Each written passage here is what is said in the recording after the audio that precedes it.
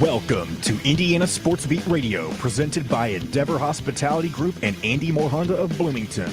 Looks over the middle, second guesses, fires, throws. Does he make the catch in the end zone? Yes! Touchdown! Oladipo to win it. Another one! He got it! Another one! Another one! Huge hole! He's at the 30! He's gonna go! 10, 5, touchdown! Jonathan Taylor! Galloway finds Rob Finney, fires the three, and He hit it! Now, from the Golf Club at Eagle Point Studios, here's your host, Jim Coyle. Hello, everybody. Welcome aboard. It is Friday. We made it to the end of the week. Glad you're with us. We appreciate you making the journey. On the program today, Alec Lasley will be joining us. We'll see what else we can scare up. John, you can jump back in here. John's back. And back for the long haul this time, man. I've missed, and I hate having to miss, but I've missed 7 out of the last 9 shows, which is crazy. The longest stint I've ever been away from Indiana Sports Beat Radio since I've started doing it. 7 out of 9? You shouldn't have told me that. I didn't even know it was that bad. I know. It's because we had the whole week last week and then 2 from Keegan this week. It's a busy time of year. It looks so beautiful outside, but not quite the case. A little chilly. It is going to be great this afternoon here, though. We're going to have temperatures almost in the 70s, which will be really nice. Not here. Maybe. And not in Bloomington. Yeah, not in Bloomington. Lots of recruiting action still going on, of course. This weekend, they'll be back and at it. Let's see, where are the things this weekend? This is what, the 22nd? What? No, this is an open weekend. A rare open weekend on the recruiting circuit. Nothing going on that we're concerned about. The next up will be the Nike EYBL in Indianapolis. That's not till the 22nd. So keep that one quiet in the books. You can quietly be put away. Take that one off. I forgot to mention, hey, brought to you by our good friends from Andy Moore Honda of Bloomington, Bloomington's #1 Honda dealer, and the WOW Club. Make sure you go to mywownetwork.com, and you can join the WOW Club, or you can just go to your app and your phone. That's the easiest way to do it. And pull down the WOW Club. Join that. Doesn't cost you a thing, man. You just build up points, and it helps us tremendously. Makes us look good. But you can order your steaks, and when you're in and around Bloomington, all these different restaurants coming up for the games, yada, yada. Oh, and I almost forgot. Man, big announcement. For all you golfers out, I guess I should wait till later in the show. I will. Remind me about the golf announcement. Sure. I'm going to wait till later on in speaking the show. of big announcements, though, yesterday, Race Thompson decides he's coming back to Indiana. That's on the list. Don't worry. Race Thompson returns. Jack Kiefer retires from Lawrence North. We're looking at potentially having 8-man football in Indiana. There's all kinds of stuff to talk about. But, yeah, Race Thompson is coming back. I'm not surprised. I think someone said that not too long ago already. Oh, yeah, that was me. Now I'm waiting for the other domino to fall, Trace Jackson Davis. Now, of course, that one is contingent upon where he thinks he's going to fall in the draft. And just don't see a path for him this year down that course. So I expect him back as well. Indiana has been making offers. Alec Lasley will join us later. We'll talk about all that because there have been quite a few offers going out, as a matter of fact, by Indiana. What from the West about Coast. Mike Davis's son jumping in the portal? I don't think he's been offered by Indiana, but that's an interesting name to keep. I didn't see that. I didn't know that. It's funny because I wish I had that clip pulled up from last year when when he said, or Mike Davis said he was going to have his son jump in the portal. He said he's going to live in the portal. Yeah, exactly right. Oh my God, that's hilarious. But hey, he's one of the top 3-point shooters in the country. Hey, well, there you go. If anyone needs a 3-point shooter, it's Indiana, obviously. How ironic would that be? I mean, seriously now, how ironic would that be? The thing is, I don't know where Indiana is. They've got one spot. And they've got a lot of offense. Trace Jackson Davis gone? Do you have one spot? No. That's not so counting assuming him. He comes back. Okay. That's as of right now. Things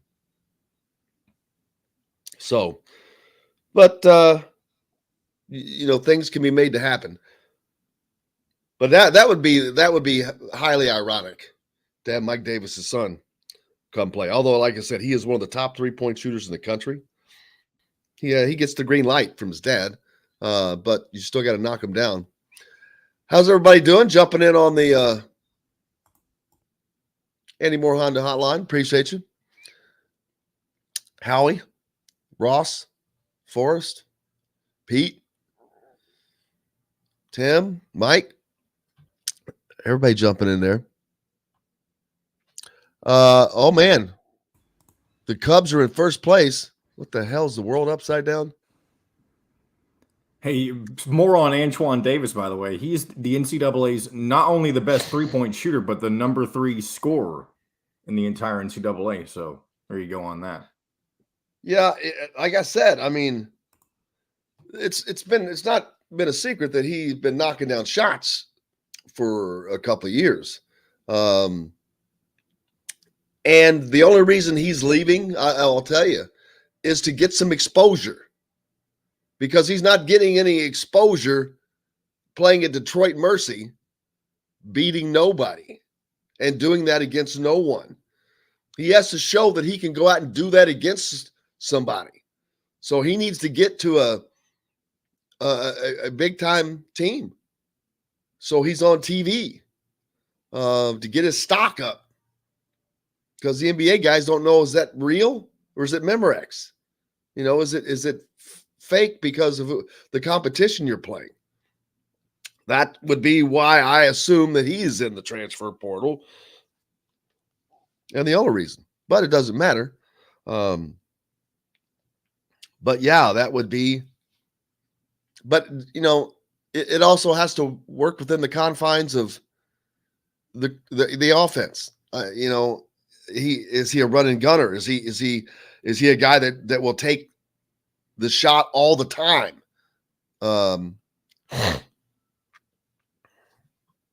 So we'll have to see how it works out. John says that he's freakishly offensive, averaged almost 4 threes per game over 4 years. Yeah, there's no question that he's been doing it. We'll see. It will be curious to see where that open spot goes to. But the offers are out there. So, do you think Sean McNeil is the front runner for that spot? I don't know. You've got to get a visit out of him. I think maybe not. I don't know. Maybe with the guys that are veterans like that, they can get enough information to make a decision without a visit. But I truly don't know. He's definitely a 1-year guy. Are they looking for someone to fill one spot for 1 year? Like I said a minute ago when I was talking about how does it's got to merge in with the offense. How do they want it to flow? Do they see that particular person blending in with the offense? So it's going to be interesting. They definitely. Other big news from yesterday. Sorry, I didn't mean to jump the gun on you, but Big Vital announced he was cancer-free yesterday. I forgot to mention that earlier. Yep, it's all that. Congratulations to Dickie V. Look forward to having him on the show again this year. He's a character. He was the dude had the energy of a freaking 30-year-old man on the video. It was hilarious in a good way. But you got to just love someone who has that kind of zest for life, man. He gets more out of a day than any 10 people I know. You know, seriously. He just seems like he's up and at it and just milking life, just squeezing it, wringing it out like a chamois, baby. But that's awesome. Mike says only the old people know about Memorex. Yeah, that's true. Yeah, Mo, I saw Mo mention that, and I'm trying to find out if that is indeed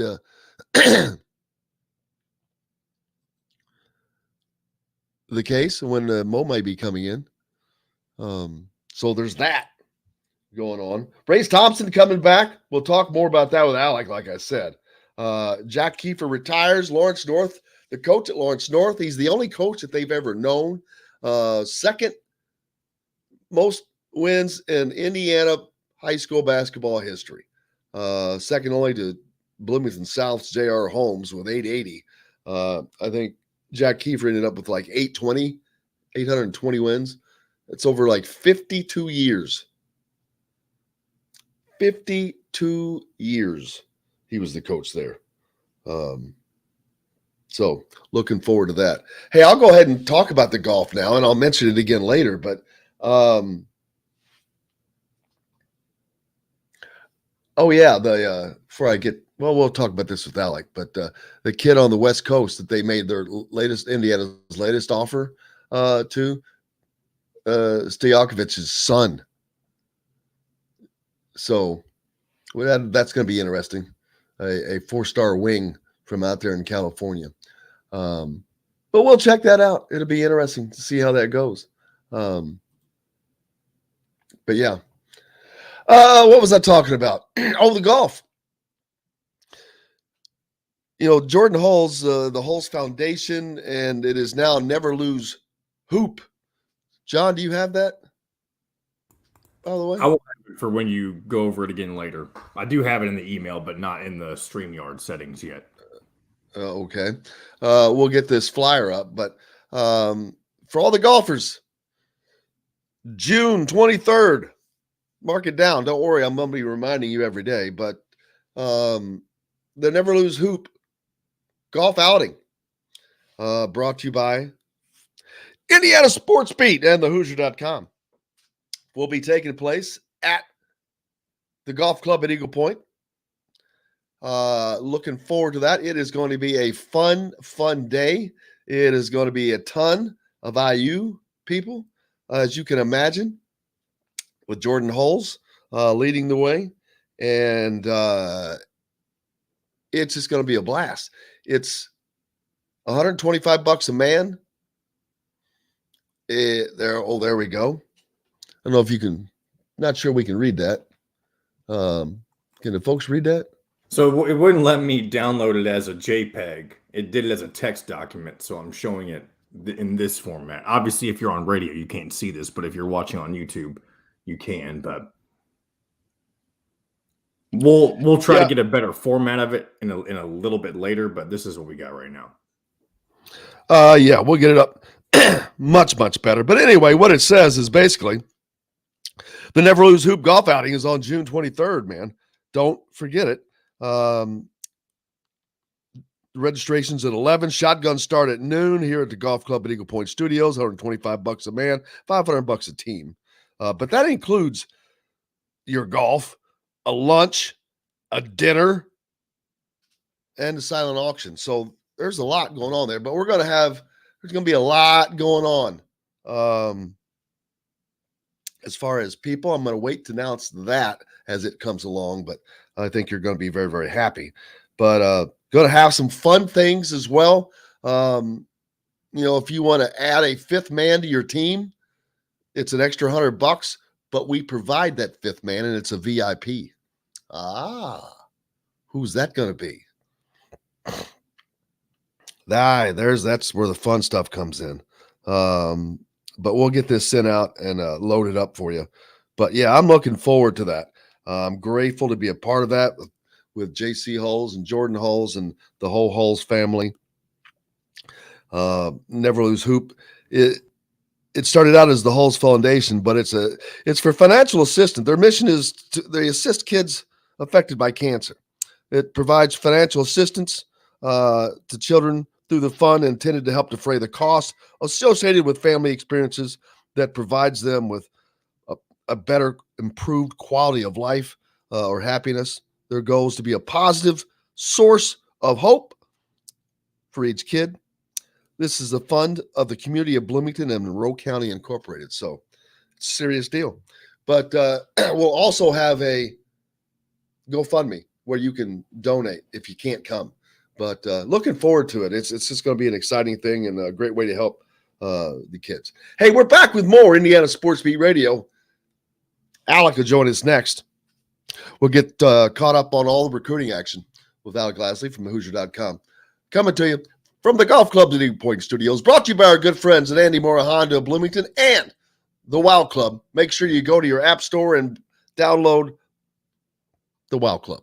Back right after this. We'll be right back to the Golf Club at Eagle Point Studios for more Indiana Sports Beat Radio with Jim Coyle, presented by Endeavor Hospitality Group and Andy Moore Honda of Bloomington. Whether you're visiting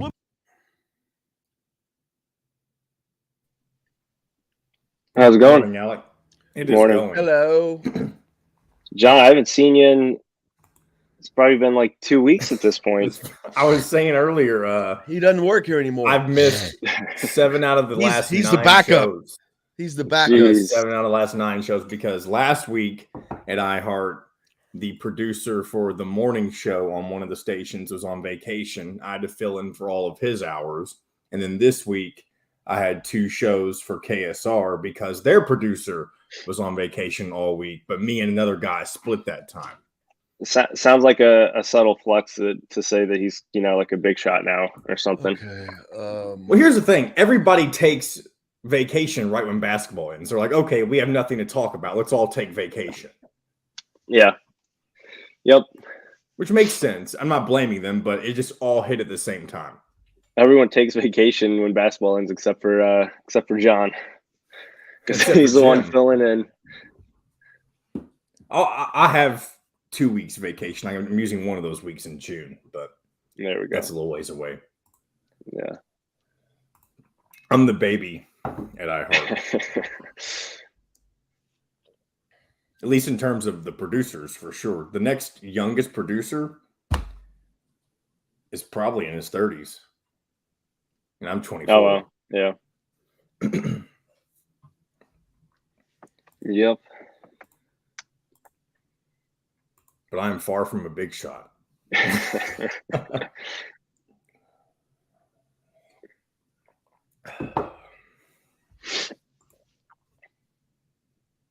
I hate missing the show. I feel like I'm out of the loop. I feel like a lot of stuff happens, but I'm not here.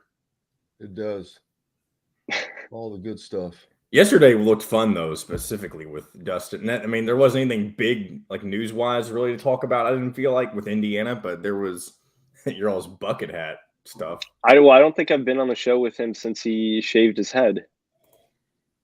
Because that was like 2 weeks ago, and then I think he couldn't join one of the Fridays, and then last week or something, he was on obviously on Thursday or something, but he couldn't join on Friday either. So I haven't seen him since he shaved it off. Oh yeah, it was whenever I was hosting and Jim was still in Portland. Yeah, that was a while. That was like a month ago almost. Yeah, I think there may have been one other time since then, but yeah, it's been quite a while since I've been on with him. So did any Indiana offer Missy? Yeah, it was Missy. Okay, I just wanted to make sure because it doesn't say that in Rob's All right, piece. here we go. The station every week. They Monday just through did yesterday. Friday. If we're not on a station where you live, we should be. Ask for Indiana Sports Beat Radio. This segment is brought to you by Southern Stone Restaurant. Now back to the Golf Club at Eagle Point Studios for more Indiana Sports Beat Radio with Jim Coyle, presented by Endeavor Hospitality Group and Andy Moore Honda of Bloomington. Welcome back, Indiana Sports Beat, coming to you here on this Friday. TGIF. Alec Lasley from thehoosier.com joins me now. Alec, how are you, sir? Good, guys. How you doing? Cannot complain. Lots to talk about, man. Need a scorecard to keep up for this week. Offers have gone out. Many offers have gone out. Is Indiana looking to continue filling that roster up? Although for this season, as of this moment, they've only got one spot to fill. Race Thompson announced yesterday, confirmed he is coming back. And other than Trace Jackson Davis, I don't think that anybody else would potentially leave. Yeah, I mean, I think the one guy you still look at who really kind of hasn't made anything formal yet and has been a little bit on the fence, I would say, has been Jordan Geronimo. I still think at the end of the day he returns. I don't think both that Indiana is going to get both Race and Trace back, so that's why I think Jordan Geronimo does return. Obviously, the way that he ended this past season shows you that he's definitely ready for a bigger role and in a more consistent role. Just not something he would get if both Race and Trace Jackson Davis were back. So I just don't see all three of those guys coming back, and I would put that point much bigger on Jordan Geronimo coming back, because he's not going to wait until June potentially to put his name in the transfer portal when Trace Jackson Davis has exactly. But when Trace Jackson Davis has the final deadline to remove his name, you can obviously transfer whenever, but it's when you hit that one-time transfer rule that you can obviously get it for. So and I'm sure with all the waivers that players apply for all the time, that he would be able to get one to play immediately. But yeah, obviously you have the deadline for the one-time transfer rule coming up in May, but after that, like you kind of pointed out there, you would have to sit out a year. But that's why I just don't think at this point with Trace Jackson Davis in the draft at this moment in time that you're going to see all three of those back. So I would give it a lot more to Jordan Geronimo returning to this team next year. Which means you don't see Trace Jackson Davis coming back. Correct. I don't think he returns next year for Indiana. I just don't. There's obvious. Yeah, obviously we've talked about it many times before. He's older for his age, right? His whole goal, whether he wanted it to be or not, was to be potentially a one and done. He comes back for his sophomore year. He comes back again this past year, and he kind of made it seem like this was going to be his last year. Obviously, things change throughout the course of a season, especially the way that they ended up last year. I think that and the NIL really pulls him back a little bit more than maybe what he was feeling, I would say, in January or even in February. But at the end of the day, I just don't think returning to college is going to benefit him for his longer term future, and that's going to be playing basketball at some capacity, at some level professionally, whether that's overseas, whether that's two-way contracts in the NBA and G League for the majority of his career, or if it's just in the G League for the majority of his career. I just don't think coming back is going to benefit that in the long run. The only thing I disagree with is he'll make more money next year by staying through the NIL than he would. And just in that alone, I don't know why he would leave. It's not going to enhance in his chances, because it's not going to make him better just by making a decision. Making a decision and it does not make him better. So he still has to do the work. And that's just why I'm not in that class when people, I can't stand when people say, well, he's not ready. Well, the NBA decides when you're ready or not, but they decide that by putting you in the top 35 or so. Those are the guys that really have a better shot than average of making the league. And I just don't see him being close to being in that range. Yeah, 100% with being in that range. But at the same time, a lot of guys, you see these guys go after their freshman years when, let's be honest, a lot of those freshmen who leave are never ready for the NBA. They may show flashes, but they spend the majority of kind of those first years in the G League or sitting on the bench at the NBA level. But a lot of these guys don't go for that initial contract. It's if you can get to the NBA 1 or 2 years sooner, that's 1 or 2 years sooner that you get that extra extension in that bigger contract. And when we're talking about that, that's light and days bigger than what Trayce Jackson-Davis could get at an NIL level in college. And that's why when I say, obviously now, yes, returning to college would probably benefit him in terms of monetarily. But when you're looking at your future and you're already, a year and a half older than a lot of these other guys, even 2-3 years now at this point than a lot of these guys coming in who are more skilled than him in terms of potential at the NBA level, you need to take a chance and kind of bet on yourself and say, hey, if I can get to the G League right now and play against 30, 35-year-old like men and guys who have played in the NBA before, that could help me get to that kind of second contract a lot sooner than if I stayed an extra year and now I'm an extra year behind development when it comes to the NBA level. And when I look at, though, Oscar Tshiebwe and North Carolina's, what's that kid's name? Cabot? Armando Bacot. Those guys coming back, both of whom were already probably ranked ahead of Trayce Jackson-Davis. That's just another telltale sign to me. Then you add the fact Indiana would have to replace him. And there will be people in the portal still. That's not an issue. But does Trayce Jackson-Davis, is he looking at what's coming in and what could be, knowing that they were close last year to being a pretty good team? They just missing a few crucial ingredients. And I'm not sure that those ingredients are filled, but they're certainly a lot better coming up than they were last year. Does he not look at that and say, hey man, I got one more shot at this. I'm going to be, it's not where before is they were worrying about losing out on making that money. He doesn't have to worry about that now. He can continue to make the money, and he needs to improve his game. I mean, it's just, but again, he's light years better than for the most part a lot of these guys in college at his position. So how is he gonna? He hasn't improved a jump shot in 3 years. What is he gonna do this summer that's gonna improve a jump shot? When we heard all last summer, it's all about taking jump shots for these 4s and 5s under Mike Woodson. Race Thompson actually did that, right? It gave a lot of people headaches, but he actually did that. And I think towards the end of the season, he obviously caught on a little bit.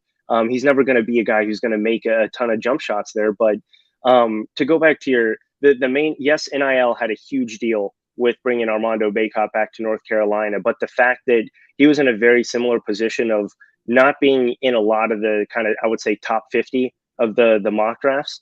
And the big thing with him was really hurting that ankle twice in the NCAA tournament, and then obviously in the national championship game, where he wasn't going to be able to really work out for teams that much. So at that point, you're like, if I'm not going to be able to work out for teams, what's the point of actually going in to try to test my ability there? So there much different situations when it goes to those three guys. I just think at the end of the day, everyone has known what Trayce Jackson-Davis needs to do, and maybe again, this is just what he wants, right? Does he want to come back and try to get Indiana back on top again? I don't think they have the pieces to win the Big Ten next year. I don't see, unless they go out and make a couple big splashes in the transfer portal. But now you're getting tight on scholarships again if Trayce Jackson-Davis returns. So you're looking at a very similar team to last year. Obviously, you bring in a guy like Jalen Hood-Schifino who's going to help with the playmaking ability. But again, if you're relying on a 5-star point guard freshman who hasn't plicked a lick of college basketball yet, you're you're not going to see the consistent level of play that you need at the guard position, because we still haven't seen that from Xavier Johnson for an extended period of time. So you're looking at a freshman guard, a guy who has been inconsistent throughout his entire career in college, in Xavier Johnson, and you need great guard play to, in order to win these big time games. So there's still a lot of pieces missing for Indiana. Can they be obviously much better than the 9th, 10th in the Big Ten? Absolutely. And I think they should have been that this year too. But if you're looking for them to win the Big Ten next year, I think that's a widely mistaken assumption, and one that is not going to happen unless they really find a way to improve the outside shot, which they haven't done up to this point. And if they find consistent guard play, which obviously we're not going to know until we get into the season. So then that just goes back to maybe he just loves college so much and he wants to stay in Bloomington another year, which if he does, obviously great. He will do really well financially. And it's just a matter of if he wants to look at his potential playing career and his potential future there, or if the love of playing for Indiana and the love of playing for Mike Woodson and these guys kind of outweighs that, which at the end of the day, no one knows outside of him. And maybe he doesn't even know that at this point. So that's the biggest thing that goes into that one. And I agree with Doc Bob that you don't really start to develop until you get to the pro league, where you don't worry about anything but basketball, and you have guys that are working on you specifically as far as development. And it's just, if he goes though, if Indiana does not have the pieces to win the Big Ten now, which I agree with you, they need shooting, they need scoring. But if he leaves, they're in a much worse position.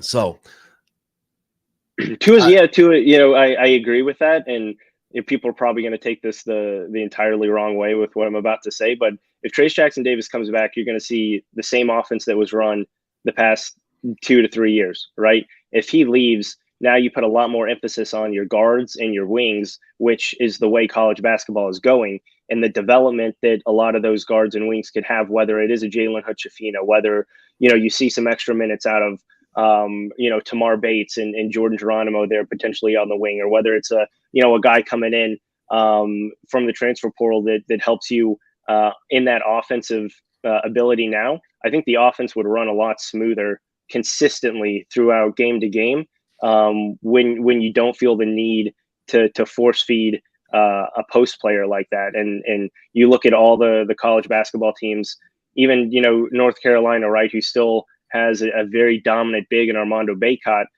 Everything runs through those guards. Everything runs through those wings that they had this year. And they spread everything out and they go 4-round-1 and they run ball screen after ball screen after ball screen. And they take advantage of the matchups for the guards. And then the guard makes the play, whether it's dishing it off to Armando Bacot, dishing it out to Brady Manick, which we saw multiple times again in the NCAA tournament, or the guards finishing. And if Indiana can't do that, it goes back to clogging the lane and not having shooters. And where are you going to get better at that? And I agree with that. But Indiana also, they've got to have shooting. And if they do that, if they can find that piece, that depending on what they do with this open scholarship, they can answer that question. They can add that piece. If they add a knockdown shooter, the one that is consistent, I believe that they can. And if Trayce Jackson-Davis is in there, I think that they can compete for the Big Ten championship next year. And I'm not somebody who says that. I'm usually like, no. But if they have that piece, that's what they were missing. And where you don't have to force feed Trayce Jackson-Davis every time, where you can count on somebody else, where you can draw the defense, where you can loosen it up. That's, to me, part of it as well, is to loosen things up for him, because look how dominant he was when they were focusing on him. If you can loosen that coverage up some, that should even open it up more for him to be much more dominant. No, absolutely. But again, it just goes back to the if they can get this or if they can get that. And I see some of the comments on the right over here. talking about the kind of the negative vibes that I'm bringing, but I just want to. No, it's the truth. It's the It's the truth, and I agree with you. Thing. Yeah, it's the same thing where, if you run the same thing back, it's just you need to add more pieces, and if you keep bringing people back, your pool gets limited on who you can bring in. And again, there's another point about CJ Gunn. Yeah, I think CJ Gunn's going to be a phenomenal college player for Indiana. But again, if you're relying on CJ Gunn as a freshman to play big minutes and consistently knock down outside shots, right? Anthony Leal was that guy in high school. Obviously, much different style of play between Anthony Leal and CJ Gunn in terms of what they can do on the floor. But Anthony Leal was known as a really good shooter in high school, and he just hasn't shown that, obviously, for multiple different reasons at the college level. But you can't rely on freshmen from game in and game out to be consistent parts of this team. It goes back into development, and that's why I think you look at a guy like Tamar Bates, who had a very inconsistent freshman season, but played really well in different stretches as a guy who really needs to take a step up, play consistent minutes, play consistently on both ends of the floor, and be that extra playmaker and a guy who can create his own shot and knock down some open shots as well. So you just cannot rely on freshmen nowadays in college to consistently do it. And that's just how college basketball is working more and more. And I agree again with Bob. I don't want to see Trace and Race in the game at the same time. That to me is just old school, too bogged down. And not that you didn't get production from those guys, you did, but the offense was stagnant. And quite frankly, the reason you got so much production from those guys is you wasn't getting production from other places. So that's an issue, and like I talked about a minute ago. So, but we'll have to wait and see. Continue. That's a topic we'll continue next week. I'm sure it'll still be there. We got to take a break. When we come back on the other side, we're going to pick it up with the recruiting. Lots of offers that have gone out to fill these holes. Listen to Alec Lasley is with me from thehoosier.com. Make sure you give him a follow, by the way, and me both on Twitter at Jim Coyle ISB. We're back with more Indiana Sports Beat Radio, brought to you by our good friends, Southern Stone Restaurant, a part of the WOW Network. Southern Stone, a great restaurant with comfort food with Southern charm. Back with more right after this. We'll be right back to the Golf Club at Eagle Point Studios for more Indiana Sports Beat Radio with Jim Coyle, presented by Endeavor Hospitality Group and Andy Moore Honda of Bloomington. Whether you're visiting Bloomington, I'll probably be doing a double dose of Alec Lasley clips today. What we just did, and then recruiting. Well, yeah, that's the plan. The fact we don't have Zach Osterman and potentially no Jeffrey, obviously.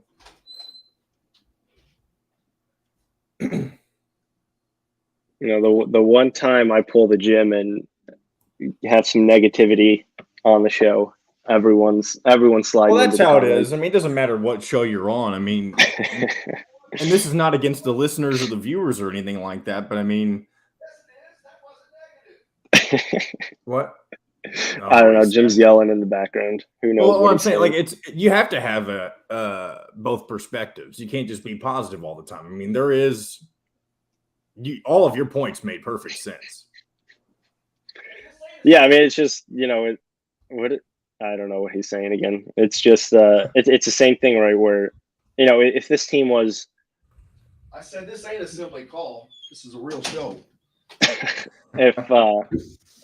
If Indiana was only one piece away last year, then that's different. But if they were fourth in the Big Ten last year, that's different. But they still have a ways to go, and I still think they're but they were one piece. They were one piece away last year, in my opinion. That one piece would have made that difference. If you had someone that could have knocked down shots, one of the two, because neither of them did it. Neither Parker Stewart nor Miller Kopp gave them anything. If you had one of those guys that were consistent, that was a threat from the outside, neither were. And not only did they not do that, didn't get to the rim. So it was a pointless endeavor. Well, that's the biggest thing, right? I mean, you can't you can't just have standstill shooters.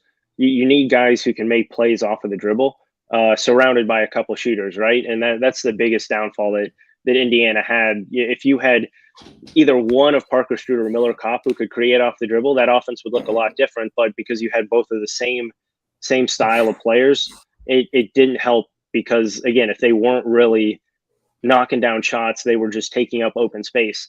But I still don't think they were just one player away. I mean, unless that player was, an All-American, another All-American, I think they still were a few pieces away because that bench was more than one player, and they needed some help off of the bench. Andy Moore, now in Bloomington. This segment is brought to you by Remax Advanced Realty, Indy Home Pros team by Cheryl Sizemore. Now back to the Golf Club at Eagle Point Studios for more Indiana Sports Beat Radio with Jim Coyle, presented by Endeavor Hospitality Group and Andy Moore Honda of Bloomington. Welcome back, Indiana Sports Beat Radio coming to you on this Friday. TGIF, baby. I am happy. It's sun shining, although it's pretty chilly out there. Alec Lasley from thehoosier.com with us. Brought to you by our good friends from Remax Realty. If you're in the market for a home in the Indianapolis area, you need Cheryl Sizemore and her 2 decades of experience. Could be the difference between you getting the home you want and not. Reach out to her, Cheryl at IndyHomePros.com. Welcome back. Alec Lasley from thehoosier.com is with me, as I said. Make sure you give him a follow on Twitter and me as well. Hey, and also make sure you hit the subscribe button on YouTube if you haven't, and like and all that good stuff as well. The recruiting, we need a scorecard, Alec. A lot of offers have gone out here of late, and of course, some are for 23, some are for 24. Of course, we're sitting here talking about right now, what are they going to do in 23? Because they've got a spot to fill up in this 22 class, but we'll leave that for another day since we just battle. We don't know where that's going to go. How many offers are even out there right now? I'm trying to find that. Yeah, they sent out. I think it was 5 this week. I guess 5 since this weekend, this past weekend with the first live evaluation period, which always happens. Coaches are finally able to see guys, and especially after the last 2 years where coaches really haven't been able to be out as frequently as they want. So no surprise that a lot of offers are out. That's why you have these live evaluation periods. But I think most of these, right, are for 2024. You have some 2025 offers out. So guys who still have a long ways to go in their recruitments. You have a couple 2023s out there that are more recent. But, again, wouldn't be surprised once we get to Indy here in 2 weeks, next weekend, when the Nike UIBL comes up for the second live evaluation period, if you don't see a couple additional offers, or at least see some of these offers kind of take the next step in terms of their recruitment of Indiana's recruitment of them when coaches are actually able to see them again. Yep, and it means a lot more. They want to the coaches want to make that offer. They want to do it personally. They like to do it after they've seen them, so they can say that, hey man, that was a great game, or whatever the case may be. I think it makes the kids feel more special, if you will. But all right, you just mentioned after this weekend, busy time, because just in Indianapolis alone, there were 3 events going on. 3 different events. You had the Adidas event, of course, the Gauntlet up at Finch Creek. I think there was an Under Armour event. I can't remember where that was. I wasn't there. Yeah. I was at Finch Creek. Yeah, and then you had the one of the other events up at Ben Davis as well. So you had 3 kind of big time events all going on at the same time. But more importantly, virtually every IU target was in action for next season, and even there beyond. That's pretty accurate, wouldn't you say? Yeah, and it obviously helped that you had your 2 2023 commitments in Gabe Cupps and Ja'Kai Newton both in Indy as well. So the coaches got to see them. You did have the Nike EYBL down in Orlando. So obviously that's not a drive away. That's a flight. But yeah, the IU assistants, Uzziah Rosemond and Brian Walsh started out down in Orlando on Friday and part of Saturday, and then made their way back up. Uzziah Rosemond went to Georgia for some of the smaller events to get a look at some of the guys down there to finish up the weekend. And Brian Walsh was back up in Indy towards the end of the weekend, splitting time between the Adidas and Under Armour event. I was at the Gauntlet, and I know Keegan was there. Keegan Nicholson was there for the Hoosier.com as well. Man, that was that the biggest event, would you say?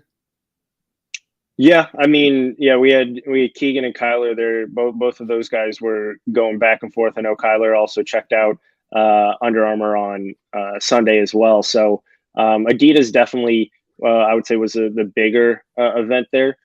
Tons of you have tons of courts there, and they also had some of the younger guys up at Fishers High School as well. So you had those two locations for Adidas. Obviously, tons and tons of talent. A lot of the younger guys, I would say, in terms of 2024 class. You had some 2023 guys, again, that Indiana looked at there. One of the newer offers with 2023 4-star wing that was just offered yesterday, Peja Stojakovic's son.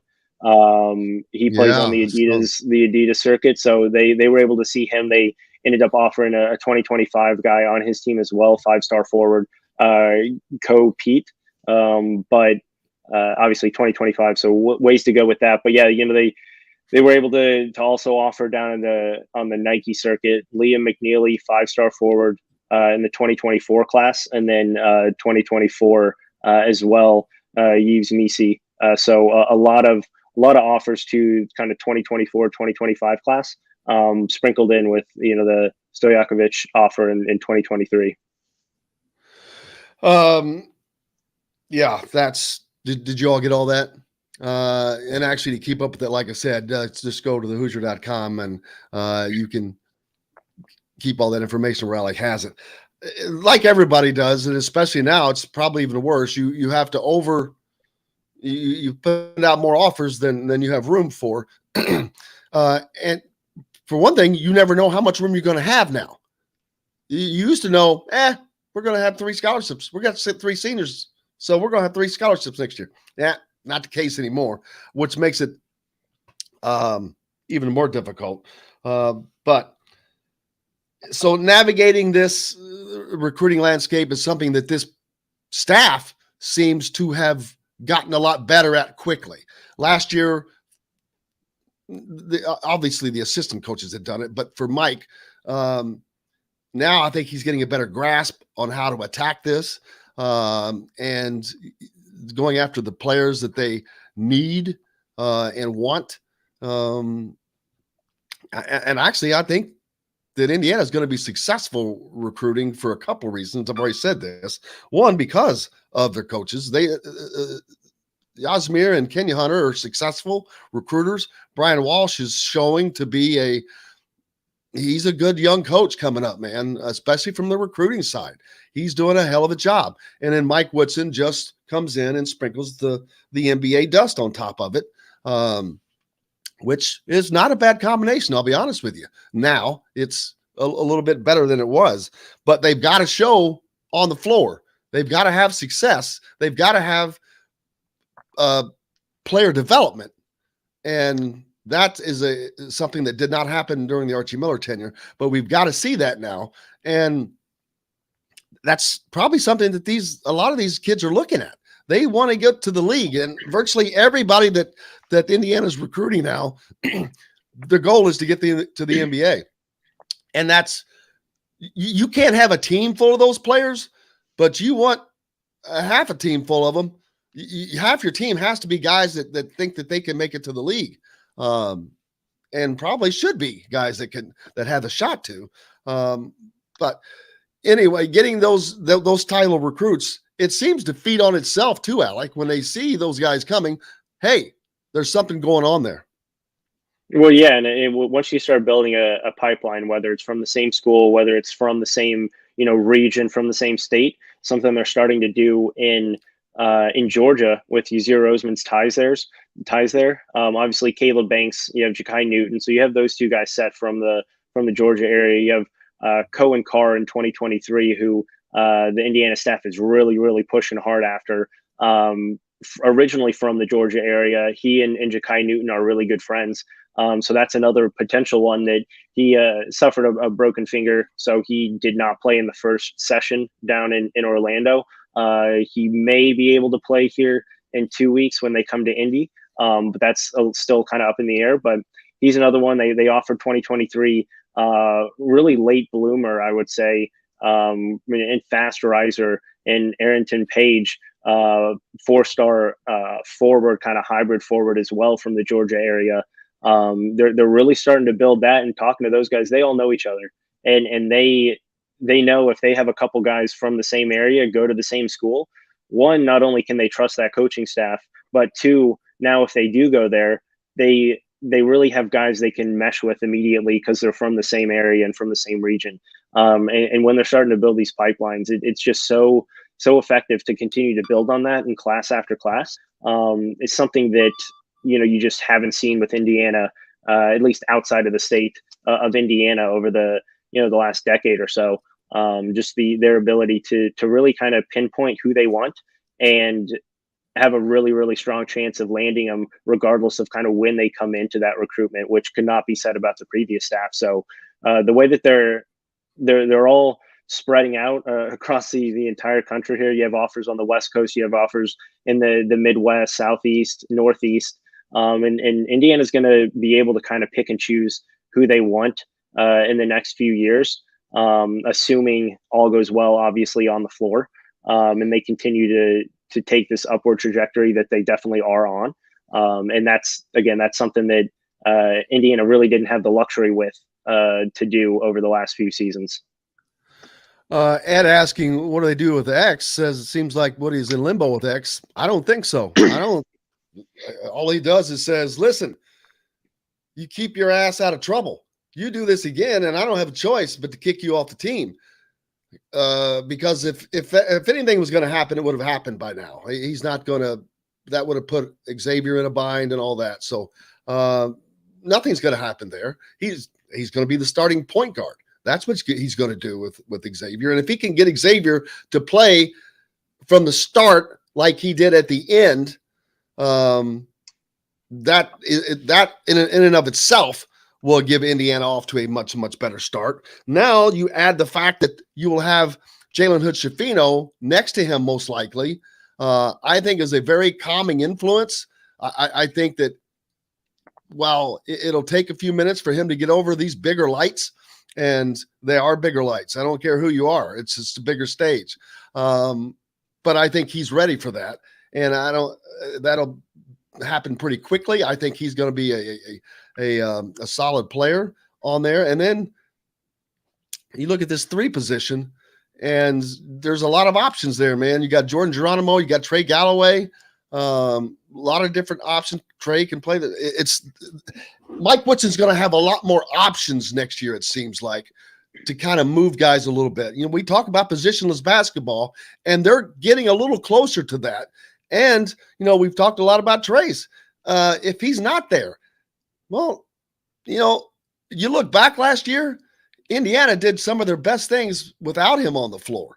How do they beat a Purdue team that he played 4 minutes in? They did it with guard play that played out. Rob Finney had a great game. So would losing Trace Jackson-Davis be the worst thing in the world for this team?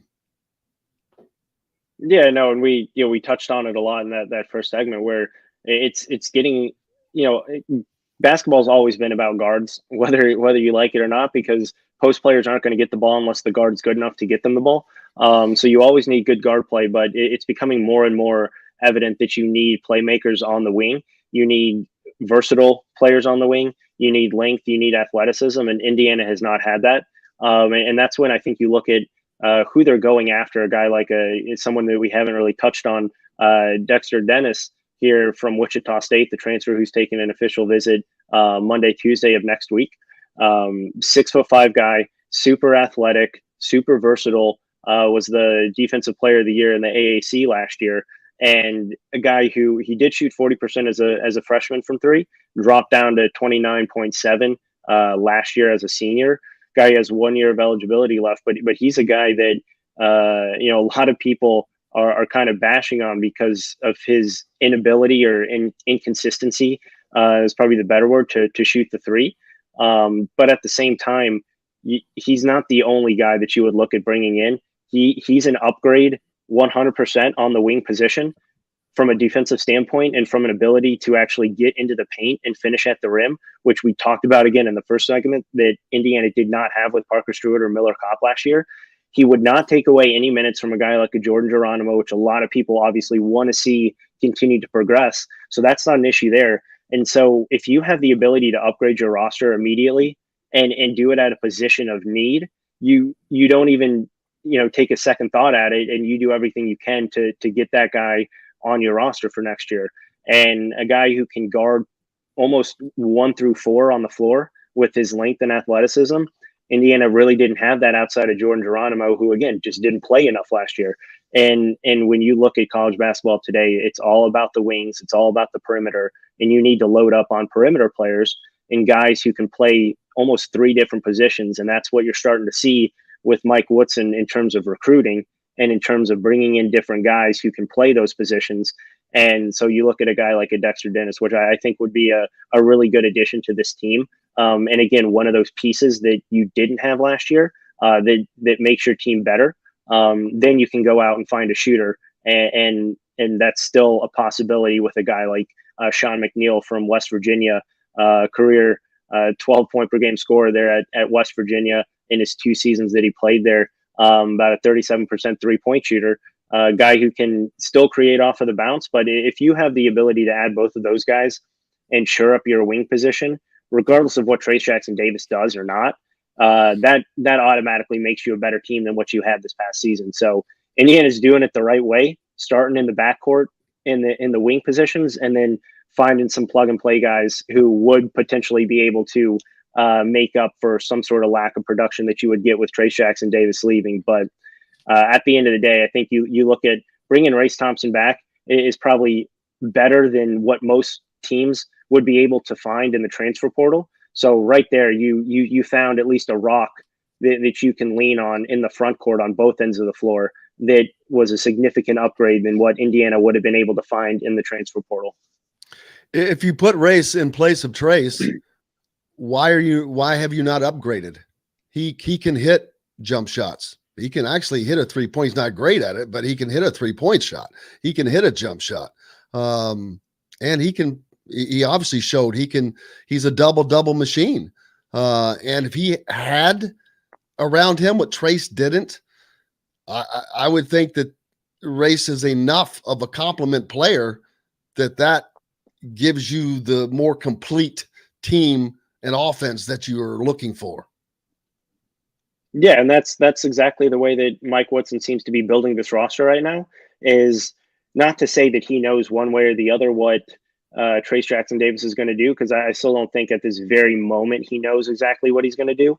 But you're building a much better system offensively, where you have all that versatility of guys who can play multiple positions, guys who spread the floor and give whatever big guys in there a lot more room to operate and play a lot more of that 4-round-1 that you definitely need to do, that you just didn't have last year with some of the roster pieces, especially coming off of the bench.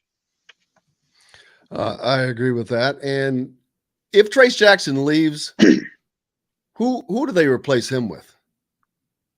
Yeah, again, I don't think it's one singular. And I don't think that they replace him with a big necessarily. But what about Malik Renaud? I know that they're in hot pursuit of him. Obviously, a teammate of Jalen Hutchefino's from Montverde, a very, very, very talented player, and he's a talent. If they could get him, that would be tremendous, and that would change things again. But where would he fit into this offense? Yeah, and he's still a guy that if Trace Jackson Davis leaves, is a guy that you bring in. And I think a lot is going to kind of unfold here in the next, I would say, 3 to 4 weeks. I don't think Malik Renault is going to extend his recruitment that much longer. They have the Jordan Brand game tonight, which he and Jalen Hood-Schifino will be playing in. But after that, he's going to start taking some of these visits. Indiana's still expected to get a look here at the end of the month.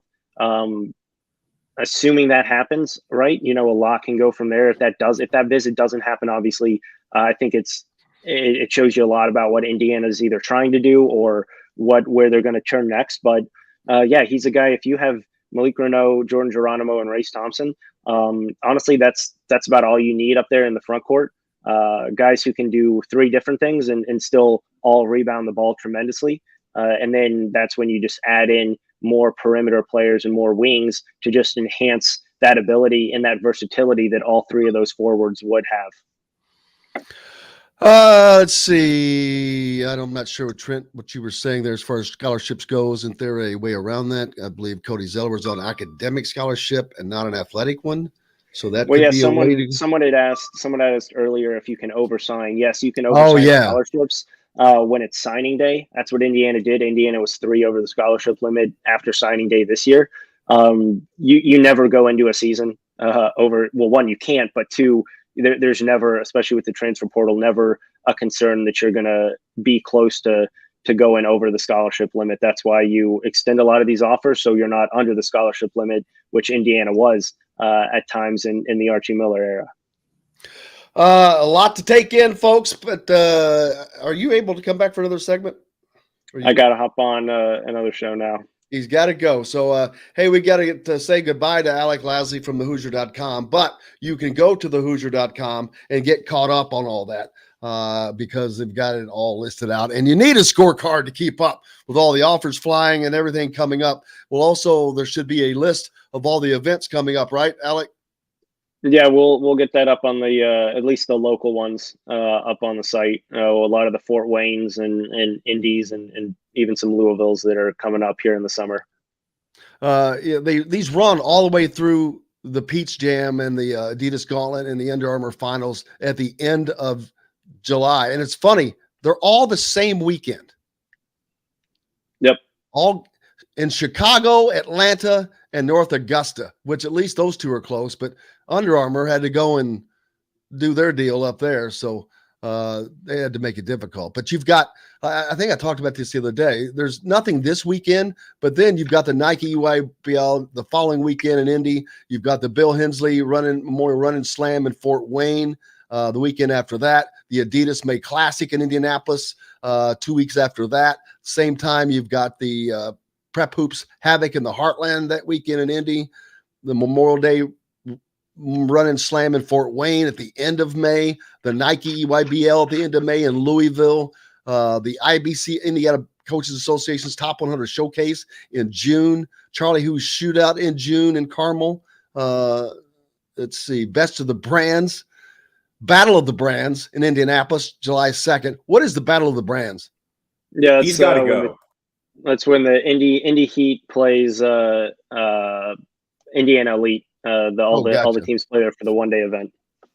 We'll let Alec go. We appreciate it. Alec Lasley joining us from thehoosier.com. And like I said, go follow him and get plenty more information. We're back with more Indiana Sports Beat Radio, brought to you by our good friends from Remax Realty. Right after this.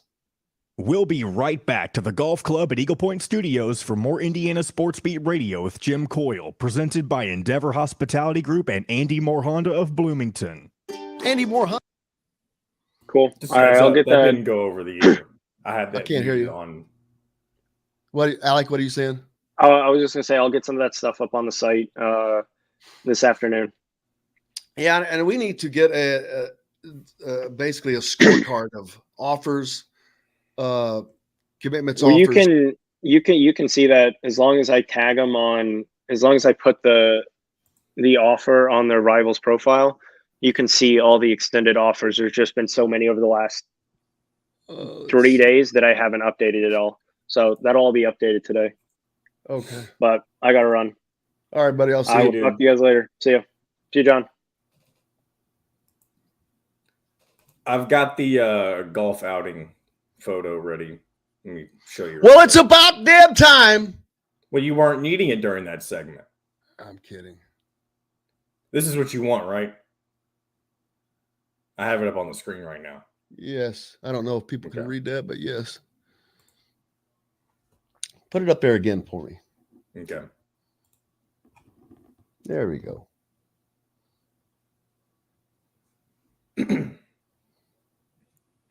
I will add this to the sticky threads on the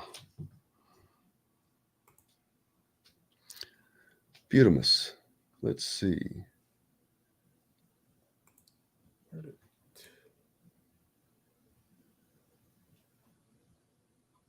And the Hulls family puts this on? Yeah, it started out as the Hulls Foundation. JC actually had cancer back in the day, and then now they've turned it into Never Lose Hoop, and it benefits kids with cancer. That's nice. Yes, it is great. By the way, this segment will be shorter to get us back on track. Does it matter if we're on track or not? Yes. Well, I mean, if we don't have guests coming on. Why can't we just stay on track? Like, just stay on track. It's not hard. We can, but it doesn't matter at the same time. Yeah, this show doesn't really have a format. We're pretty loose. It's a loose format. It is looser than most. You're not wrong about that. It's just weird going from this to something that has a real hard time format at my other job. It's two different things. Yeah. Like, I've got to keep Jerry Eves on track. Oh, I won't take his breaks. I know. And see, those are different because those are timed. They have to hit those breaks where we plug ours are plugged in to the radio stations. Our show is not. They're not dependent upon us. They're already plugged in. Yeah. Or get you in the home you want today. Cheryl at IndyHomePros.com. This segment is brought to you by BB's Market in Bloomington. Now back to the Golf Club at Eagle Point Studios for more Indiana Sports Beat Radio with Jim Coyle, presented by Endeavor Hospitality Group and Andy Moore Honda of Bloomington. Welcome back. Indiana Sports Beat Radio has reached Friday. TGIF. We can talk about whatever you like. Send your thoughts out to our good buddy Bob Kravitz. He's just having a procedure today, but he's going to have surgery on Monday. And we'll be thinking about him. No golfing for him today. But yeah, there's just a lot going on out there. Well, first of all, how about this Tom Brady thing in the NFL? Have you seen that? And the Miami Dolphins, how apparently when he retired this most recent time, potentially there was tampering with Miami. He wanted to go down and become part of Miami because the owner was going to give him some ownership, but he had to retire and then re-sign with Miami is what the plan is sounding like it was going to be. And then he unretires and acts like, oh, I never said I was going to retire. And that caused a big stink. Then you've got this Miami owner who's getting sued by his former coach. It's a mess. The NFL has got some messy problems with owners. And that's a bad one for professional sports. You want to chastise Pete Rose for betting on his team to win? I don't care. This is worse to me. I mean, that's pretty unscrupulous. And I think we've seen now that owner in Miami. And then you've got, what's his name in Washington? What, daggone it, Dan Snyder? That's another mess. And I hate that name. I would, if I was a Redskins fan, I would just be pissed off for the rest of my life. They could have come up with they should have stuck with the Washington Football Club or team, whatever it was. It was so much better than the Commanders. And then I was reminded the other day of the Cleveland Indians have changed their name to what are they? The Cleveland what? Protectors or? They're the Guardians. Yeah, the Guardians. I'm like, what the hell is this? A Star Wars sports world we're in now? The Guardians. Now, do you remember we discussed the Guardians? That name came from around the city of Cleveland. There's a bunch of different statues or something like that are supposed to represent. They're named Guardians. They're supposed to take after that. And I'm assuming with the Commanders. Yeah, I get it. Commanders in chief and yada yada. So there is namesake. It doesn't mean that it's still the best name ever, but there is something there. There is certainly that. But hey, if you're interested, looks like the Cuban Center's got internships for next year. Now hiring. Photo, video, and social positions. So there you go. If you've got a kid coming out of high school, they're interested in that. You know, we use interns. A lot of our guys started out as intern. Keegan was an intern.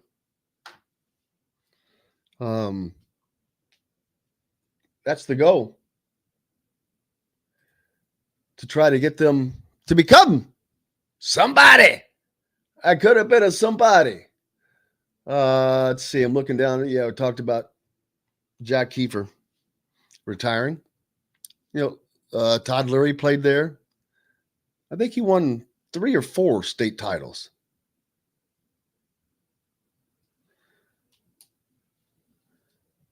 Kyle Neddenrip had gone in and said took a picture. There was still a whiteboard with a bunch of stuff written on it, but it was titled 10 Things That Require Zero Talent: Being on Time, Work Ethic, Effort, Energy, Body Language, Passion, Doing the Extra, Being Prepared, Being Coachable, Attitude.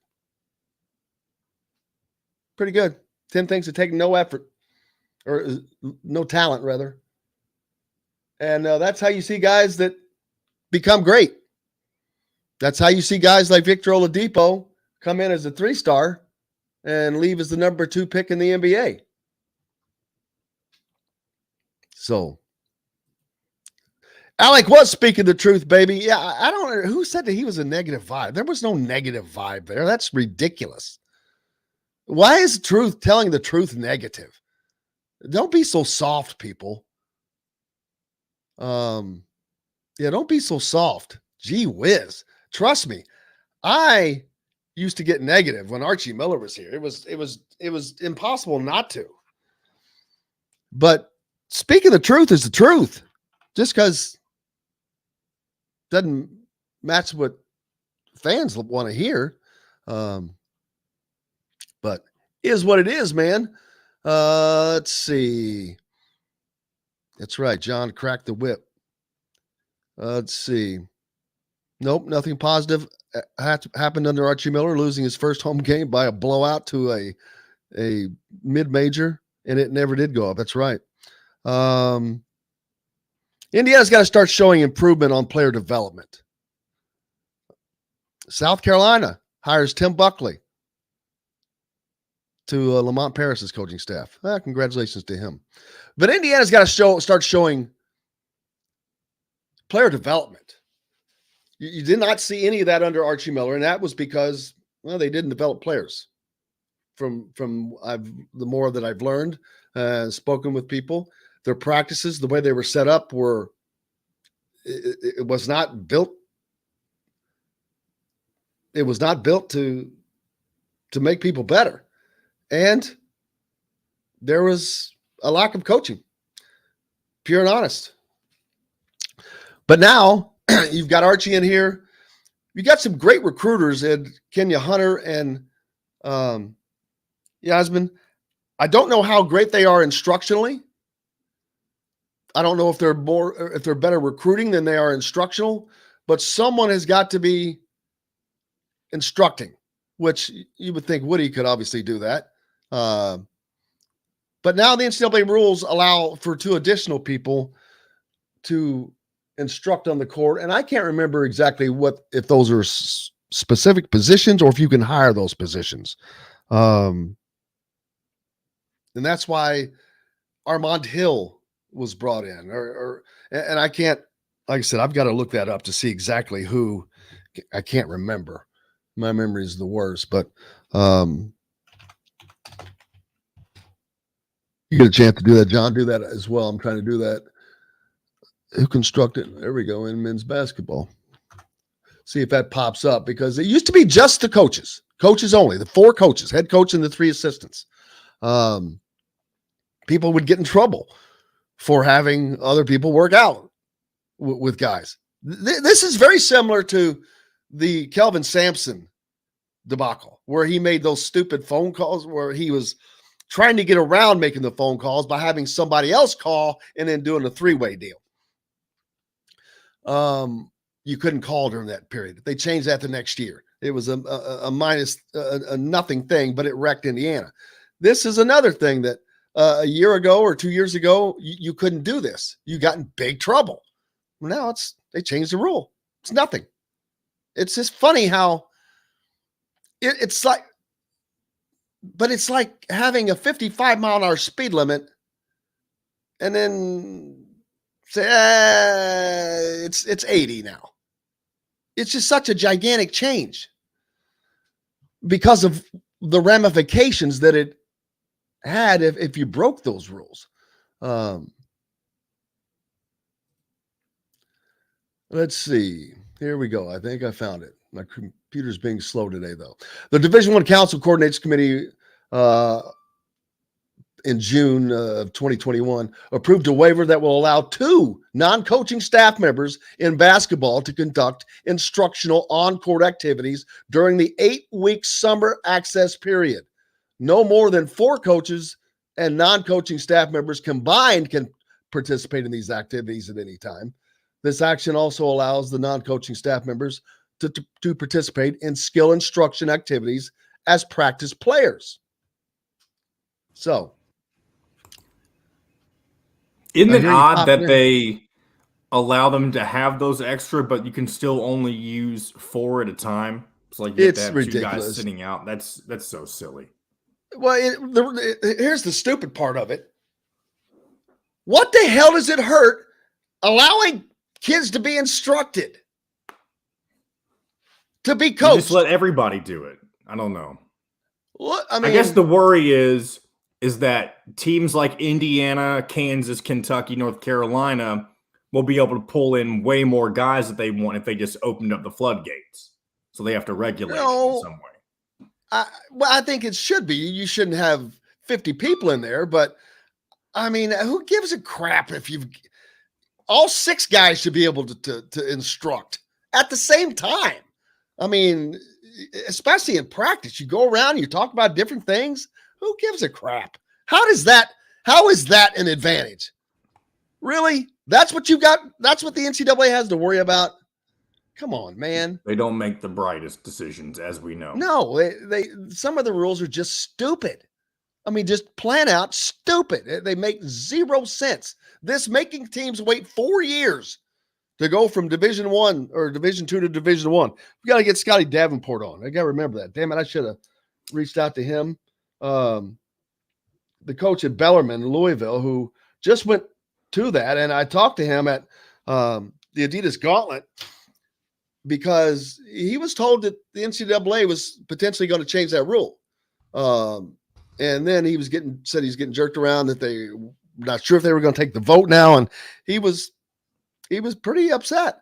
But I have to get him on and talk about that. Speaking of Scotty Davenport, he is a part of this newly formed committee, apparently. And I don't know why he's involved, but he's one of several people that have joined this committee to bring back Tom Jurich to Louisville as the athletic director? What does that have anything to do with him as the Bellarmine coach? Well, that's a great question because I don't know. Other than being a member of the community, a former employee of Tom Jurich. There you go. That's what it was. Kind of thing. He was an assistant coach for Rick Pitino, right? Yeah. At Louisville after he left Ballard High School. So he's an former employee. Because if I don't see Scotty Davenport ever leaving Bellarmine because he has built that program. He took them from a dinky nobody, college, no one outside of Louisville had ever heard of them, to a national championship, and now to Division I play. Where if the NCAA again wasn't so stupid, they could have been playing in the tournament last year. Well, they would have been. That was just ignorant. It does nothing. It does nothing. It's another stupid rule. But anyway, we can talk about that all day long. Let's see. Alec had Tim's heart beat up. Let's see. 5 lefts. He's excited to see what Woodson will do with the team next season now that he knows exactly what he's working with. Well, he doesn't know exactly what he's working with right now, unfortunately, because he's still got some pieces. Tim says Parker Stewart is talking to Minnesota. Man, I would find that hard to believe. True. Somebody reported that yesterday. I'm just saying, him going to Minnesota, it just he with the issues that he had of being a real he was an introvert with us. I'm not saying he's like that with his friends, but and the issues he seems to have dealt with. It just seemed like going further away would be even harder for him. And going to Minnesota, of all places, I'm sorry, Pete, and anybody else that's up north, but that's just too damn cold, man.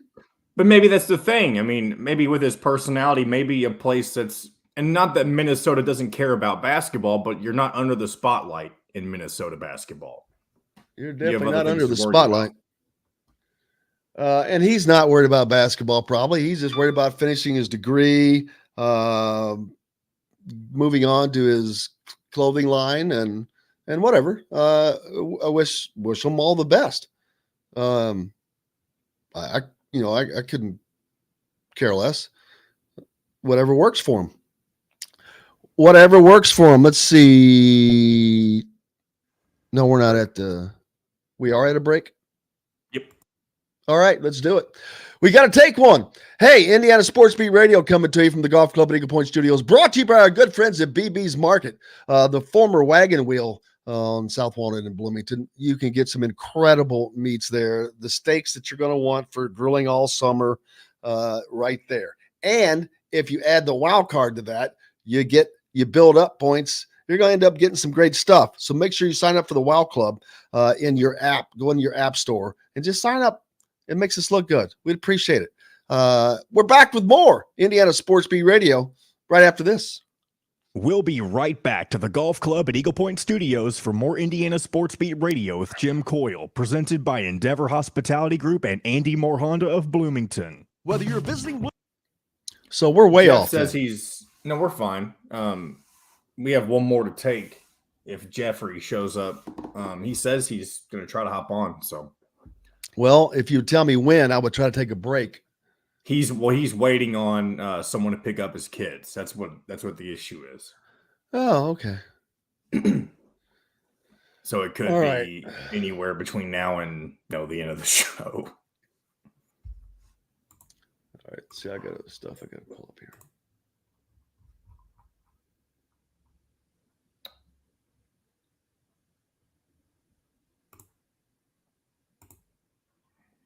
NASCAR back on the dirt this weekend, baby. I remember when I was little, and maybe, I don't know if it's just growing up or if it's just the state of the sport, but I feel like I used to really like NASCAR, and now I couldn't care less. I feel like that's most people. Well, my dad watched it when I was a kid. That's how it was. My dad watched it. I didn't watch it as a kid, but I knew who Richard Petty was. Is that who you like? Well, I just knew who Richard Petty was because I remember having a model of his Plymouth car, and I just knew who Richard Petty was. Of course, who didn't?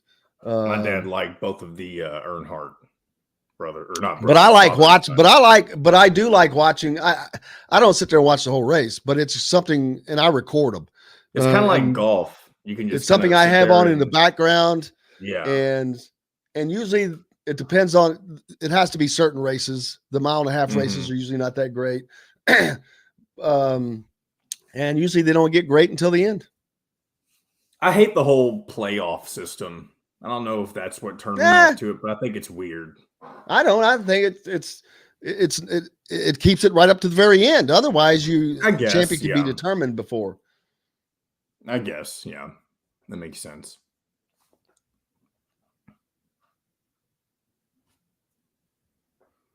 They got to find a way to keep people interested. It's kind of like March Madness. There's not really a reason to have 68 teams, but we do it for fun.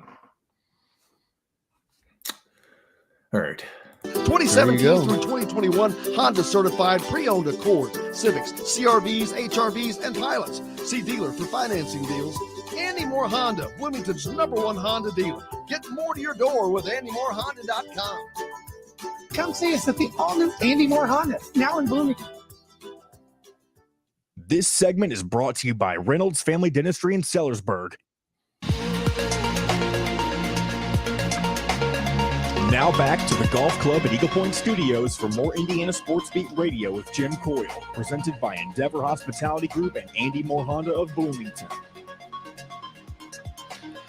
Welcome back to the Golf Club at Eagle Point Studios. John, do you have that deal I sent to you, that other one I sent to you for the Crawfest? No, I do not recall that. Really? The Crawfest, no. Yeah, man. Crawfest coming up in Bedford. I got to get that to you so we have that up as well. Daggone it. But the 4th annual Crawfest, sponsored by the Courtroom Sports Grill down in Bedford. Back.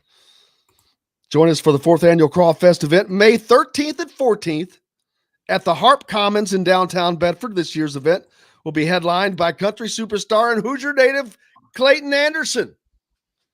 So they're preparing for this to be Bedford's biggest Crawfest ever. The event will have a huge crawfish boil, a beer garden, live music, fun for the entire family. Where else can you go and get all you can eat, listen to great music, enjoy beautiful Southern Indiana? Cannot wait to celebrate with you.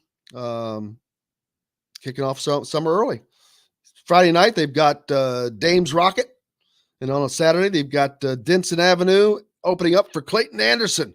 You can go to their Facebook page, get costs and all that stuff. But I cannot wait. Crawfest, baby. You ever been to a crawfish boil? I have not, but it reminds me of something that you would do down in Louisiana, I would assume. Am I wrong? Yeah. Suck the heads. I don't know that it's something that I would participate in, but it's very interesting sounding. You might. You might. I'm trying to find this to daggone it. Yeah. Oh, well, I'll do that later. But looking forward to that. So make sure, you go down to the Courtroom Sports Bar and Grill, May 13th and 14th. We'll be talking about it more. And don't forget our good friends at Reynolds Family Dentistry down in Sellersburg. You need that championship smile, and Dr. J will handle that. Welcome back, Indiana Sports Beat Radio, coming to you on this Friday. Hope your week went well and you're ready for the weekend. I'm trying to do it's Easter weekend. I forgot about that. Oh yeah. Well, there's that. Maybe I'll give myself an Easter egg hunt. But I get to see Kylie on Sunday. I'm looking forward to that. Home from Ole Miss. What would a Jim Coyle be hunting for in Easter eggs? Easter eggs? So you just plain eggs, nothing with nothing inside. That's kind of what I was getting at. Well, yeah, but that wouldn't be much fun if I did it myself. I would know where they all are and know where the good stuff was. I never found the golden egg when I was a kid. We always had a bronze egg, a silver egg, and a gold egg with different levels of prizes. Yes, Pete, trust me. I agree with you. When John is not here, when we do the show normally, you can't hear the ins and outs commercials, which is a little unsettling for me. I'll be honest. It is. And one of the most important things that some people don't realize is in radio or YouTube, whatever it may be, one of the most important things to have a good show is to be comfortable. And when you're out of your comfort zone, it can throw all sorts of things off. And I'm sure that's why I hate when I have to leave, because I'm sure even though the show was fine the past couple of days and last week, it's just not the same, I'm sure. And I'm not trying to say that I'm the end all be all, but it's just comfortability. It's one of the important ingredients. It's an important ingredient, things that I rely on, that I need, that when aren't there makes it gravely difficult. And it does, trust me. We all know we couldn't do the show without John. JTP, baby. But let's talk about Easter egg hunting. Let's see. Yeah, what's the last 10 laps when it really gets down there, Robert? You're right. They get after it. Let's see. Pete likes to find cash in his Easter eggs. Never bad. Yep. Ross is looking for Reese's. Also never bad. Peanut butter eggs, pretty good. John is the man. Keegan does a great job. He just doesn't. He does exactly what he's supposed to do while I'm gone. He does great. Yes. He keeps the car running. It's not a knock on Keegan. It's just that he's a writer. That's his thing. Well, he doesn't have the equipment. Yeah, that's the main thing. Absolutely. That is the main thing. Yes. So, but there's that. NASCAR has a race this weekend. They're racing at Bristol this weekend, aren't they? On Easter. Is it on Easter or is it Saturday? That's a good question. I bet it's Saturday. Have you ever been to a NASCAR race in person? I have. I've been to Charlotte. My family lives down in that area. They moved down there when I was a kid, but my brother recently retired, but was a state trooper for 25 years. And the only time I actually saw a NASCAR race live, was there for 2 days in a row. The first day was then, I forget what they called it then, but it's today's Xfinity race series. The one right Cup, under maybe? NASCAR. No, Winston Cup was NASCAR back in the day. This was the Xfinity series back a long time ago. But anyway, I watched that one from the press box. Start finish line. Not bad. It got better though.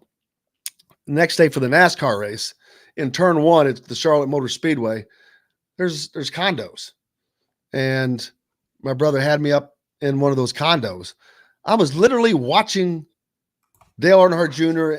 and company go around the track, leaning back in a lazy boy recliner.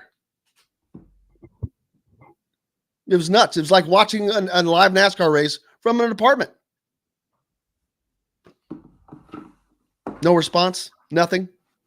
Well, I was trying to do too many things at the same time, but you were saying it felt like it was being in an apartment watching a NASCAR race from up top? Well, yeah, I was in a condo. Okay. You missed Jennifer likes dark chocolate in her eggs. Pete Clausen wants a great shooter in his egg this year. There you go. Sean's a Cadbury eggs guy. Tim says Keegan needs a music button, John. Yeah, well, it's more than that. It's more than a button. That's the thing. Easter. So NASCAR's racing Easter night on the dirt. Wow. It's 7. That's unusual. I guess if they're going to race on Easter, they figure we'll do it later and let everybody do their Easter thing. It's kind of like down in Louisville at the new soccer stadium. They're having their very first concert the night after Derby. They're having Janet Jackson. Wow. Or Janet Jackson. That's wild. I wonder if there will be any wardrobe malfunctions. Yeah, I'm sure it's impossible to talk about Janet Jackson without mentioning the wardrobe malfunction. It was a great malfunction. And I love the clever response, wardrobe malfunction. Great. That should be Got the ripped. name of one of her tours if she hasn't That's done a it great, already. or what a great name for a band. Wardrobe malfunction. Give it up. Are you ready? Give it up for wardrobe malfunction. Would that just be a Janet Jackson cover band, or You'd come out with clothes on, and as soon as you hit the stage, the clothes just like pull off or something. so kind of like a new age Red Hot Chili Peppers, except they already don't have clothes on, or at least no shirts on, right? Kind of was not. That's not the picture that was in my head with no clothes on, but probably. Well, I'm thinking I of was- a band. That's just what I'm thinking. Yeah. Well, I was thinking probably more like the Bangles or someone like that. Okay. All girl band. Just kidding. Just teasing. The Undercover Band. There you go. Yeah, this is a Easter weekend, so there's not a ton going on, but there's still stuff going on. You've got NASCAR. You don't have the basketball recruiting action, but the guys are out there getting after it. But you have to have some breaks because there are none. There are none in this world. The season ends, and it ends on a run. You're going, and it doesn't stop. Now it goes right into the AAU season immediately without a break, which is nonstop, right up through the end of July. Then you get to August 1st. Well, guess what? Guess what starts in August? Football. So yeah, it's nonstop, baby. Well, that's great though, and we appreciate it. We're glad for it. Let's see. I want to make sure there's nothing else that I wanted to talk about.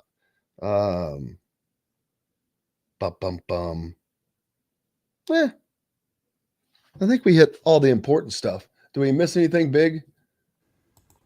I was just going through it in my head as well, and I'm not sure if we did. So we can take our last break if you want. We don't have to yet, but we can. Well, we need to go ahead and take it anyway. That way, if Jeffrey comes on, we'll be ready for him. We'll have to do it. So let's go ahead and take that break, and we'll be back with more Indiana Sports Beat Radio, brought to you by our good friends at Reynolds Family Dentistry down in Sellersburg. If you're down in that area, make sure you stop in and see Dr. J. Everyone needs that championship smile. Back with more Indiana Sports Beat Radio after this. We'll be right back to the Golf Club at Eagle Point Studios for more Indiana Sports Beat Radio with Jim Coyle, presented by Endeavor Hospitality Group and Andy Moore Honda of Bloomington. Whether you're visiting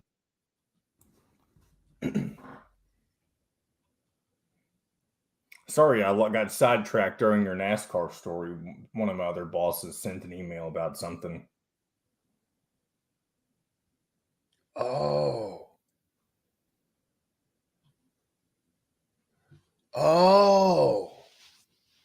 Here's Jeff. Perfect timing. Wow. We did it. see, I knew what I was doing. I'm like going, let's just take that break now. I could feel the winds of the Greek winds blowing in. What's up, man? Oh, man. Let's get after it. What's going on? How we doing? Doing wonderful. Man, is it I feel like I've had a little bit of internet issues lately. I've Am I okay? thought Yeah, you sound you're fine. Okay. Yeah, it says it's good. Okay. Oh, all right. That was a whirlwind of getting kids out the door, getting car seats out of one vehicle into the other. That's my job. I have to do that. Otherwise. And then, of course, found out that this was all going down at like 6 o'clock, like right before I texted you, John. Oh, you're good. Trust me. There are plenty of, and you're not difficult at all. There are plenty of people that are way more difficult to work with in terms of, I'm not just talking about this show. I'm talking about it just in general. With radio. Yeah, well, yeah. Humans are mostly awful. Oh, this would be great to talk about with you. There we go. Yeah, I meant to.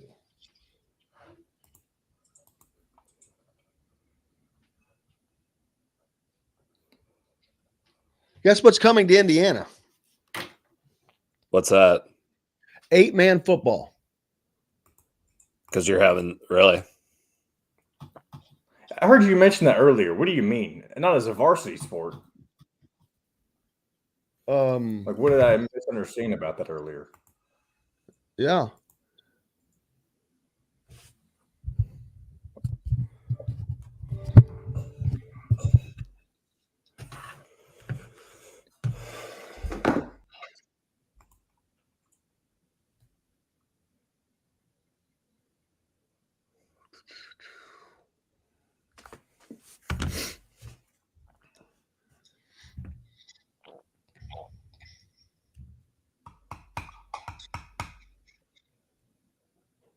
All right, I'm going to go ahead and bring us back in.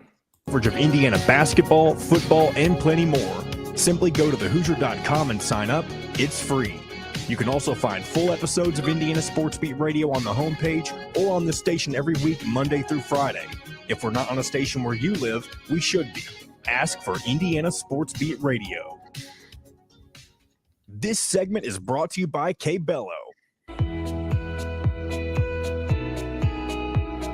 Now back to the Golf Club at Eagle Point Studios for more Indiana Sports Beat Radio with Jim Coyle, presented by Endeavor Hospitality Group and Andy Moore Honda of Bloomington. Welcome back. It is Friday, and I could not think of a better way to end the day than with the Greek. Jeffrey the Greek joined. Just brought to you by our good friends at Cabello on the square in Bloomington, the former Grazie. Incredible Italian food, all part of the WOW Network. You also add your WOW card to that. Jeffrey the Greek, welcome aboard.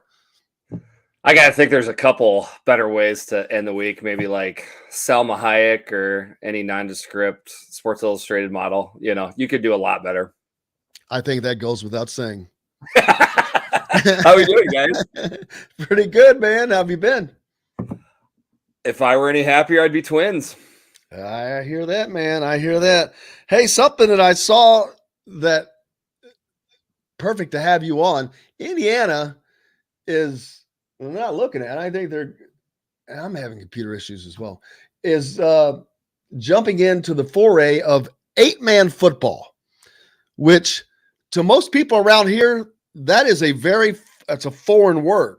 I remember my roommate in college, Jim Sams, I'm pretty sure because he was from Iowa, from Union, Iowa, and a small school that had maybe 100 total kids.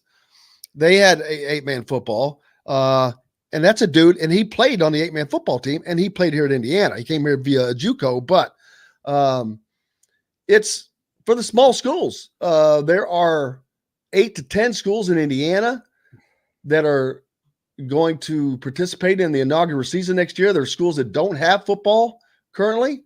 And Iowa crowns a state champion in 8-man football. Yep. There's one, I believe there's one class.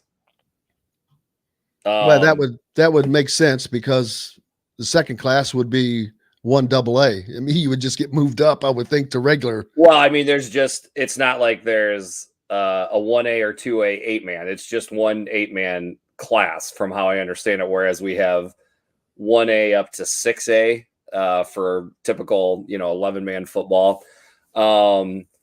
I've never been to an 8-man football game live. I've seen some film, some 8-man football film from recruiting videos. There was a couple guys that played at Iowa that played 8-man football. The funny thing about it is I could remember one conversation and asking him about it, and like they sheepishly admit that they played 8-man football. It's not something that necessarily people are proud of. A name that many people would know, I don't think you have to be a Hawkeye fan to know, is Chad Greenway. and I believe it was North Dakota. It could be South Dakota. I apologize, but I believe he's from North Dakota. He played 8-man football. The great Reese Morgan found him and plucked him out of 8-man football and got him into Iowa City. Hey, if you don't have enough to play 11, 8-man football is better than no football. So I applaud the people that are trying to put this together to keep it going. Well, you stop and think about it. First thing that jumps to my mind is you could sure stand out a lot more in an 8-man game as an individual than with 22 guys on the field. But it might be, I can see where it would be fun. You go from 11 down to 8, and that's 3 less guys that can make a mistake, or because that's the thing. You've got 11 people that have to work in concert. Not only do they have to do their job, they have to do it well, and they have to do it without fouling, getting a flag, whatever. You reduce the chances of that happening. Tim said it's a fast-paced game. I mean, it kind of reminds me of arena football. Right. I mean, but yet, even much more open. I mean, what I'm just sitting here thinking is the thing that became vogue, 10, 15 years ago is speed in space or getting guys out into space. You got a lot of space available when you take 3 guys off the field. So one would think it would put more stress on the defense and the defensive coaches. I mean, there's still only the amount of football is the same. 1 football for 11-man, 1 football for 8-man. You're obviously taking some of the skill position guys out of it. I would love to talk to a coach that's bounced between, standard football and 8-man football and hear what they say. Yeah, I have to see about getting Jim on the show sometime, since he played it in Iowa. And yeah, he was, I can't imagine, because when Jim was here, and I had 2 roommates. I'm 6'1", 220. So I'm not small. I'm not gigantic, but I'm not a small guy either. My 2 roommates, Jim was 6'2", 245, and Vince Fisher was 6'3", 300. Right. They made me feel like little dudes. They both played football for IU, but I'm sitting there thinking about 8-man football, and you got a guy that's going to end up eventually playing at Indiana. Man, he probably did some damage in that 8-man game. One would think. I mean, guys that big dudes that can move quick, they're going to dominate in high school, no matter what how many guys are on the field. But yeah, I mean, if it's hard to run away from a big talented guy in 11-man, I got to think it's even harder to run away from that guy in 8-man football. You could probably theoretically get him in the middle of the field pretty much every single time. And are they going to this because of lack of numbers, or is it? Yeah. Okay. That's sad. These are small schools. These are all small schools that don't currently play football. But they don't currently play. Okay. They do not currently play. None of these schools are currently playing football. So they are starting it up essentially from scratch to get it going. Yep. Wow. That's all. I mean, it seems like the easier path would be to ship those kids to a somewhat nearby school, even if they go to school for one school, they play for another. So pretty cool to see that they're putting that kind of effort together to try to make it happen. Yep, I agree. Let's see. Tim mentions that sports betting in Kentucky fails to pass their Senate again, which I could care less about that. But it just all I can do is shake my head and laugh when you have a state that, first of all, your state is built on horse racing and betting. No kidding. That's is a great point. Built on and delivered. I can chime in on the dumbest part about this, living in Kentucky. So the majority of the senators, they have enough for it to pass. But the problem is, and I don't want to be partisan here, it's just the way that it is that they're not bringing it to a vote because they want a majority of Republicans to support it. That's why they won't bring it to a vote. Who cares? Who cares who Partisan supports it if you get it passed? That's why. Partisan politics. That's why. Who's they? When you say they, who's they? Damon Thayer and Robert Stivers are the 2 state senators who will not bring it to a vote. Are they Republicans? Yes. One of them is the majority leader, I believe. How can they have the votes if... So they're allowed to bring it. They can bring whatever bill they want to a vote. But it's the fact that they're in power, and those who don't want it are just saying, well, we're not going to bring it to a vote because we're afraid it will pass. That's essentially what's going down there. And why are they afraid that it will pass? I don't follow. Because, yeah, I don't understand. I think there's more to this story. Yeah, because if they're the majority and they're keeping it from going, why would it pass if they're part of the majority that doesn't want it? Yeah. That doesn't make sense. More of the story. I mean, the total amount of senators in the General Assembly or whatever it's called, when you take a vote from every single one of them, it has enough to pass. But it's there's enough Republican. Yes, there's enough individual Republican support, but it's the fact that not a majority of Republicans support it that they won't bring it to a vote. That's what one of those senators' things is. He's saying, I'm not going to bring this to a vote because not enough of people on our side to make it a majority for them individually. Does that make sense? It's kind of hard to, it's very stupid. But that's what it is. That makes a little bit more sense. Every politician is obviously driven by polls and getting reelected. So, yes. But I don't, every politician. I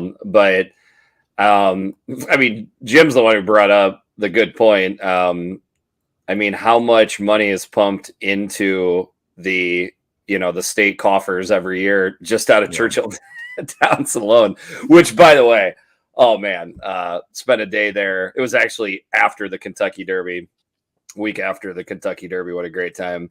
But any state, I mean, I don't get it. I'll never get it. My home state of Iowa, no problem. You can place a bet. My current living state of Minnesota, you cannot. It is annoying. I have been known to partake on a line or two myself, and everybody circumvents it and gets around it. Everybody knows this. It's an open secret. Yet some states, I don't know why they just don't allow it to happen. Again, I feel like it's the outer 10% on each side weirdos ruin it for the 80% of us in between, and I don't get it. And not that I'm into sports betting, but there's so many people that are. So I don't bet that much either. I mean, I'll get on a roll, and it's always small. But I don't have a nickel on my account at the moment, so I haven't been betting on anything. But you can in Indiana. Yeah, but you have to be in Indiana. Sure. Oh yeah, it's the same way. You have to physically. I mean, doing on my phone betting. If I crossed the river if I was in Southern Indiana and crossed over into Louisville, couldn't bet. It's crazy that but I don't get Kentucky. I mean, Kentucky might be the silliest state in the union that's not allowing. It is. Now that you break it down like that. It is. What do you? Are you on this moral high ground? Is that why it's not? We don't think gambling's blah blah. Is that the reason? Is that what they're saying? Why? What are you kidding me? You have the lottery. You have parimutuel betting. You've had betting as long as anybody in the United States. Yeah. I don't Who get cares what the hell you're betting on? 2 minutes. I mean, if you want to make a difference that you're betting on this versus that, it doesn't matter. And by the way, somebody explained to me how you can legally bet on the stock market, but you can't legally bet on a sports team. What's the difference? What is the difference? Someone mentioned that yesterday during their meetings in the General Assembly that they're worried that there will be too many throwing of games with sports betting, which obviously that's a risky run, but how often is that really going to happen? I mean, it's again,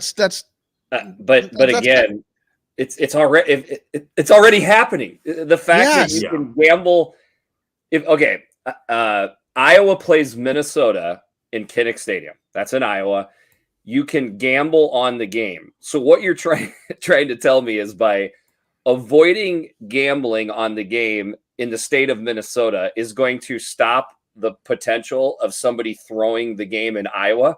It's already out there. The ketchup is already out of the bottle. Even if it was allowed in one state, it would still already be out of the bottle. The fact that you could look at a map of the USA and it's checkered all about.